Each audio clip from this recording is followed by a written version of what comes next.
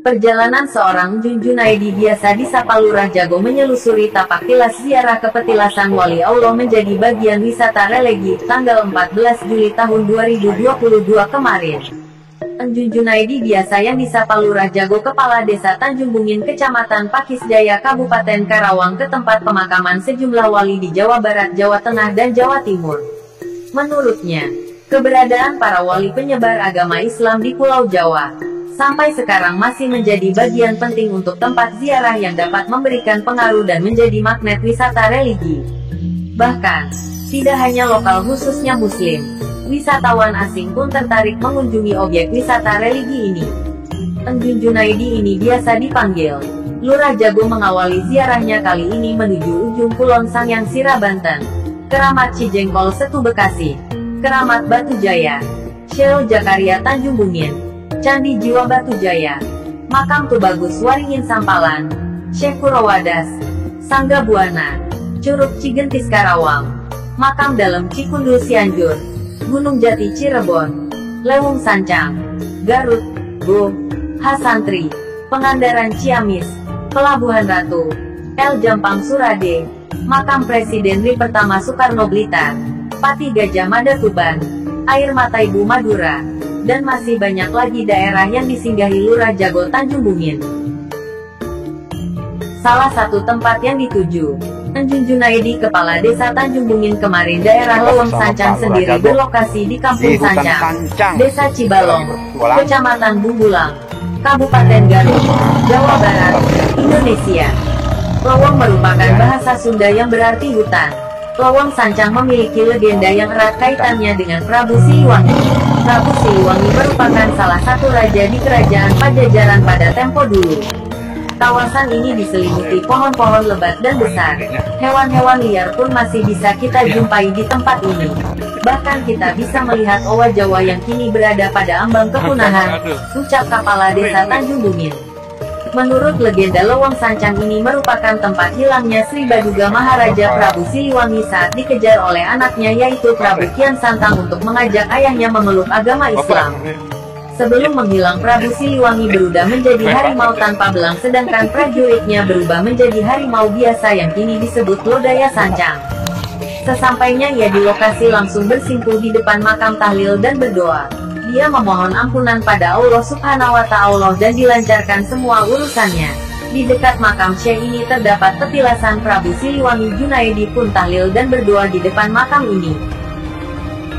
Tidak cuma itu, Jun Junaidi juga melanjutkan ziarah ke Jawa Timur Sampang Madura. Ada banyak cerita yang menggambarkan cinta seorang wanita atau seorang ibu di Indonesia. Salah satunya adalah makam air mata Ratu Ibu di Madura. Percayalah, Anda akan lebih menghargai perasaan kaum perempuan setelah berkunjung ke tempat ini. Makam air mata Ibu berada di Desa Buduran, Kecamatan Arosbaya, Kabupaten Bangkalan. Hanya berjarak 11 km dari kota Bangkalan, yang menjadi gerbang masuk Pulau Madura. Anda harus menempuh puluhan anak tangga untuk sampai ke makam ini. Sebab, kompleks makam ini terletak di puncak bukit kecil pada ketinggian 30 mdpl. Ratu Ibu adalah seorang wanita yang bernama Sarifah Ambani. Wanita keturunan dari Sunan Giri ini adalah seorang istri yang sangat taat, patuh dan sangat mencintai suaminya, Raja Cakraningrat. Terus, perjalanan selanjutnya menuju Kabupaten Gresik, menziarahi makam Sunan Giri dan makam Maula Malik Ibrahim. Dari dua makam wali di Gresik itu, perjalanan lanjut ke Surabaya. Bukan langsung pulang, tapi menyelesaikan tur religinya di makam Sunan Ampel, Candi Prambanan juga Candi Borobudur. Tidak luput ke makam Pati Gajah Mada Tuban. Sejarah Kerajaan Majapahit. Tutur pria yang hafal urusan goib juga sejarah. Selesai ziarah di Tuban, Jun Junaidi yang kali ini ditemani istri juga rekan rombongan melanjutkan perjalanan menuju Blitar melewati Kediri. Sampai di Blitar tepat hari ketiga, Junaidi langsung masuk ke makam Soekarno setelah menyempatkan diri beli surban untuk sajadah. Ratusan peziarah terlihat bersila di hadapan makam Soekarno. Jun Junaidi pun langsung berzikir serta berdoa, begitu khusyuknya. Tak terasa waktu perjalanan Lurah Jago biasa disapa sudah hari keempat perjalanan dilanjut ke Lamongan, ke makam Syekh Asmoro Kondi. Makam ayah Sunan Ampel ini tak pernah sepi peziarah. Mereka datang berbondong-bondong dan bergantian mendoakan Syekh Asmoro Kondi. Di sekitar kawasan makam Syekh Asmoro Kondi juga banyak pedagang. Mereka jualan berbagai macam makanan dan aksesoris seperti tasbih dan pernak-pernik kulit kerang. Selesai mengaji dan berdoa di sisi makam Syekh Asmoro Kondi, Enjun Junaidi lanjut menuju makam Sunan Derajat di Paciran, Kabupaten Lamongan. Dia pun melakukan hal yang sama seperti di makam-makam yang diziarahi sebelumnya. Inilah akhir cerita perjalanan Lurah Tanjung Bungin Enjun Junaidi, biasa disapa Lurah Jago, menyelusuri jejak-jejak wali Allah.